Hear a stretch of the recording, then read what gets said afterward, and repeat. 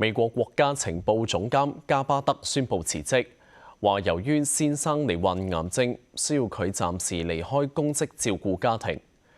佢係總統特朗普第2個任期內第4位離任嘅內閣成員。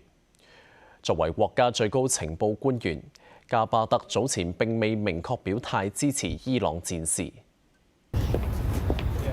美國國家情報總監加巴德喺社交平台發布辭職信，話丈夫最近被診斷患上罕見骨癌，未來幾個月需要佢全力陪伴支持，預計今年6月30號正式離任。特朗普總統回應話，加巴德表現出色，對佢離任感到惋惜，並宣布由加巴德嘅首席副手盧卡斯暫代國家情報總監一職。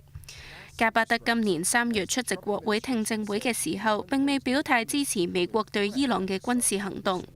It is not the intelligence community's responsibility to determine what is and is not an imminent threat. That is up to the president.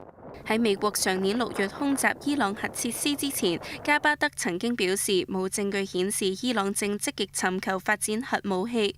佢嘅說法遭特朗普公開駁斥。Well, then my intelligence community is wrong. Who in the intelligence community said that? Your Director of National Intelligence, Tulsi Gabbard.